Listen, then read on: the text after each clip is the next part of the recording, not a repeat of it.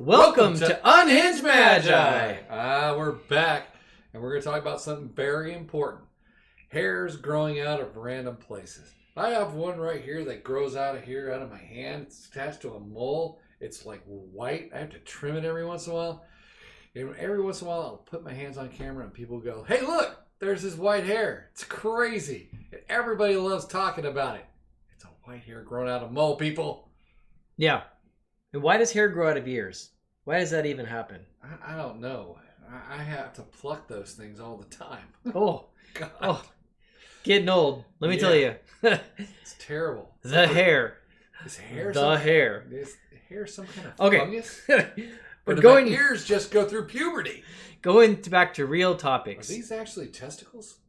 No. I'm just kidding. Going back to real topics, there is the topic of taxes and some recent sales on TCG Player. Yeah. There's been some stuff. Like today is like the last day. Like, was it when you said 12? It ended at midnight tonight, or it ended at noon today? It ended at noon today because there was a glitch in the Matrix when they were doing their sale. It actually kind of came to a crashing halt after that. Yeah, let's tell the people what they missed. All right, so they were having a 15% basically cash back, but no, store credit. 15% store credit for your purchase, but you have to purchase over $35 and you can only have $50 per order, which is great. It's per order. Takes it about to $333 that you can possibly purchase, and then you'd get your $50 in 3 to 5 days.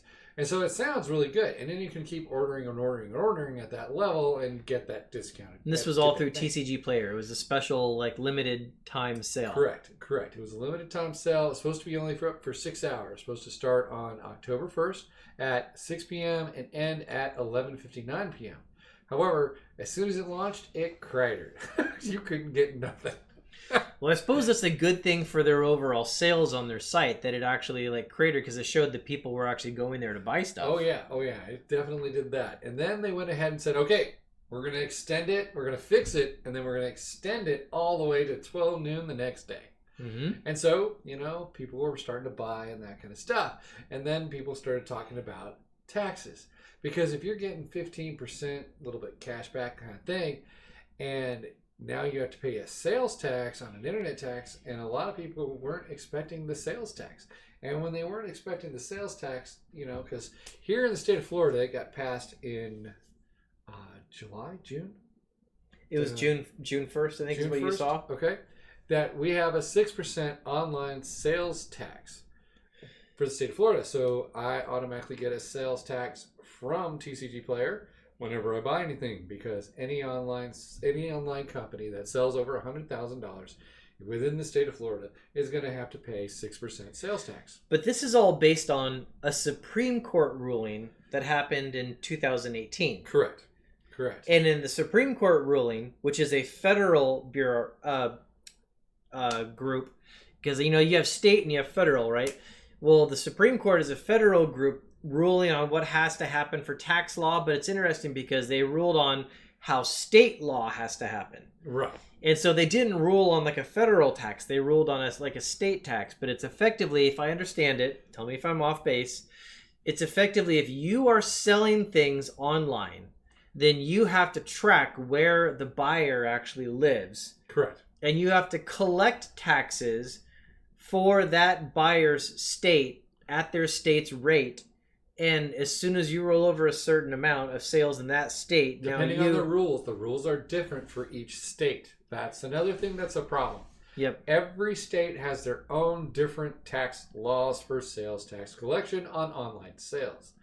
And only 46 of the states even have the rules imposed. So that means that becoming a seller just became a lot more difficult. Yes. When you're going to be selling to like various states around the internet, because now you're basically having to be some level of not only a tax expert on what those individual states are, their rules are. And they have a list of them. They have a list of the rules. You can go look them up. But then you also have to go through the effort of actually collecting the taxes, keeping a good record, and then if you've collected state income tax money from things that you've sold, then I would imagine then at some point at the end of the year, you now owe those taxes to each of those states. Correct. So you're going to have to go through all your records as a seller and like send them off all the taxes that you owe to each state. Correct. So something like that is fairly easily done for large retailers like TCG Player and eBay, something like that. Yep. But if you're a small vendor, that's pretty difficult, Yeah, actually. that's a little bit insane, right? Yeah. And hopefully you won't hit the $100,000 threshold in the state of Florida. Then you wouldn't have to do that in the state of Florida. However, if you do cross that threshold, you're supposed to give those up. Now, why did all this happen? It's because that people literally, if you buy something from another state and don't pay sales tax there and you bring it back here, you're supposed to file. There's a little section in your little tax thing that says that you owe the state of Florida a certain amount of sales tax for buying across from another state. Mm-hmm. That is actually in there. You're actually, if you order from Car Kingdom in Seattle and they don't charge you any sales tax, you're supposed to pay in the state of Florida. So I know all you guys over these years, when you've been buying on eBay, you've been tracking your state income or sales tax liabilities, towards keeping your own a record state where you live, and you've been sending them those state payments, right? Now, good job, right? For being legal, but most people don't do that at all. Yeah, most people don't do that. Yeah, exactly. They should, but they should. They don't. That's technically what they're supposed to be doing. Probably most people didn't even understand that's what's needed or expected or required or something like that. It's pretty weird. And most people say, hey, if I buy out of state, I don't have to pay sales tax. That's what they usually say, but that's not really true. You're supposed to pay that tax to your state. Nobody does, I don't think. I'm not sure. So I do, of course. I'm going to say that. So the businesses are starting to push harder for collecting that state income tax when they sell things, which is why this has now come up a little bit more for things like TCG Player and eBay and stuff like that, because people are seeing sales tax extracted, which wasn't actually being extracted before. So if you look at it this way, they have the 15% that we're going to get in 3 to 5 days for buying any particular item. But I had to pay 6% in sales tax. So if you take the 6%, then I'm really only going to get 9%, literally, for any kind of benefit towards myself. In comparison to what you used to pay before all of this, like tax changes and stuff like that. Exactly. And mandating of rules and stuff like that. But, you know, moving forward, I mean, the sales tax is still going to be there. So then the 15% goes away. So it is still 15%, but it's like, compared to what it was before, it's only like 9 compared to like what it is like moving forward. Yeah. It actually is 15. Definitely doesn't create a lot of good feels. No. But, you know, I think this, like, the tighter enforcement of these tax laws, I think actually might be like a big positive for local gaming stores. Yes, it will. Because now, instead of just saying that, well, I'm just going to buy it online, I don't pay sales tax, you're going to have to pay sales tax. It's fantastic, right, for the local game stores. They don't have to compete with that. The only competition they really have to compete with is when they charge stupid prices for their boxes. Yeah. When they're like double whatever. I never understood why local game stores would try to sell like any kind of particular box like 50% above what you could buy it on eBay for. Yeah, that just blew my mind every single time. When I was in Houston, Texas, that's where I lived when I first joined Rudy as a patron. And this is back in like 2016 or something like that. I remember my LGS next to me was charging around $140 per booster box for like the newest sets that came out. And that was back when Rudy first started, and like every booster box was like $79.99. And so it was like, I mean, I either pay $79.99 or I pay $140, like for the same booster box. Exactly. And it's like, you know, hey, I'd really like to support my LGS, but like, my gosh, guys. Are you guys insane? Yeah, it's like, this isn't like drop another $10 per box, you know, like tip your waitress well or something like that. It was like, I mean, double. Almost double. The crap out of you. Yep.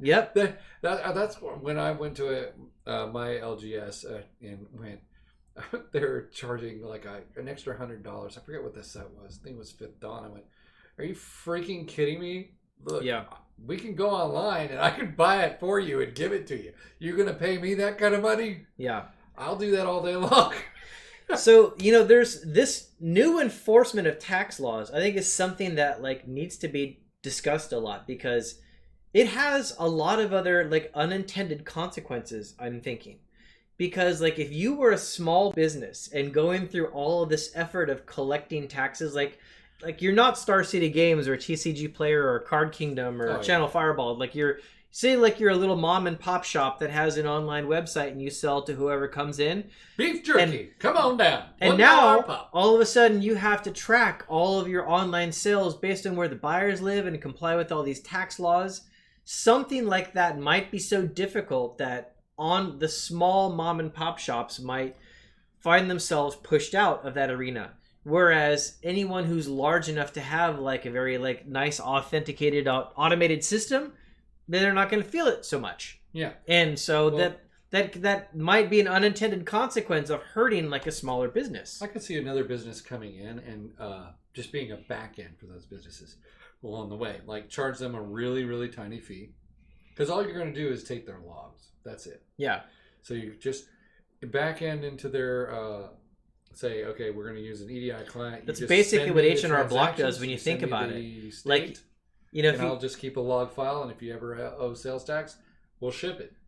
That's basically what H&R Block does. If you think about it to some extent, like America's tax laws got so difficult and complicated that rather than just like paying your taxes as you go or just filing it like simply at the end of the year, you have to track all this information and then pay someone to compile it because like the code is so complicated that you can't understand it. So now you got to hire these outside people to like help you actually figure out what it is you even owe. Yeah, but then there's going to be the problem of trying to actually, you know, let's say with the Florida one, you have to be over $100,000. What if you're not charging sales tax all the way up to a certain point, and then suddenly you're about to go across, and you're like, oh crap, I need to charge salespeople sales tax. Otherwise, you're going to be out 8%, 6%. Yeah. So this is, I don't think making business more complicated is a good thing for American business. You guys, like, I am a believer that one of the reasons that the businesses are shrinking in America and jobs go overseas is because if America becomes more and more complicated to have a business, if it becomes more difficult to hire people, like even if like you want to comply with everything, but it's so complicated, so expensive to comply with everything, yeah, like, you know, when people try to build a building and it takes them 2 years just to get all the approvals to do something. That's just stupid. Before they like, you know, put a shovel in the ground. Do the same thing, but... Then that is a major restrictor of innovation. That's a major restrictor of business and growth. And it is a reason that all this stuff keeps going overseas. Well, I remember there was when President Trump was going to be, you know, voted in 2016, one of the things he said was he was going to fix the tax code and make it simple. I don't think a president has that control. He doesn't have that control. Yeah. But that was a good sounding board, right? Yeah. And I think the tax code is, well, screwed up. It is, for sure. Right. It's so complicated you got to hire professionals and write programs just to do it. Exactly. So, yes, that is just, yes, it's too complicated. It's too complicated. And it should be rewritten and should be reformed. But it should have a lot of the garbage removed from it. Yeah. Right? Yeah. But everybody loves garbage. And that's a weird thing. No, I'm not kidding. Everybody loves garbage. The more complicated something is, the more people really get attached to it. I'm not kidding. That's why the IRS is like, man, we could rewrite the tax code. We could make it simple as crap. But, you know, I really like this. I'd be happy if the IRS just went away. Oh yeah, the IRS could go away. We should make a video on that. Did you guys know the IRS only came into existence in 1913? Yeah, there was no income tax before 1913. Did you know that? Probably a lot of people don't know that. Yeah, most people probably don't know that. At least our age. Yeah, taxes were still collected, but not income taxes. No, income tax is stupid. It's the dumbest thing ever done. That shouldn't have ever happened. Freaking morons. But that's a whole deep hole to go down. But most people don't even know that. You know, but still though, you know what? This change on the tax code that's now impacting a dictatorship, and I'll rip the whole thing to shreds. Okay, you go do that. But yeah, this whole tax change with TCG Player and stuff like that, I don't think it's a good thing overall. I think it's of course I mean it might have a good impact on local LGSs, which it will. from the perspective they don't have to compete with online people. If those LGSs were trying to sell online, then it's a negative for them, because unless they can find a way to have a software manage that. So I don't know. We're gonna have to wait and see how like this actually impacts everything. But it definitely like, you know, muddied the waters of that 15% off TCG Player sale for you. That's true. And many other people. Well, I wasn't too concerned about it because I've seen the sales tax go through, so I was expecting it. But a lot of people phoned in, hadn't used the system in a while, and went, "Hey, wait, what is this?" You know? So we should probably mention now at the end of this video, which is probably about now, that we are not tax advisors. We are not financial analysts. We're giving you guys our opinions. We are two stupid people in a room babbling about fish. Yeah, we're talking about our opinions on things with our limited knowledge on stuff that we know. So if you guys actually are like, you know, if this is a big topic, definitely go consult a tax professional or a financial advisor. But, you know, these are questions to ask. Or these are things to go figure out. Definitely ask Fred. He knows everything. Yeah. Okay. Okay. We'll talk to you guys later. Bye.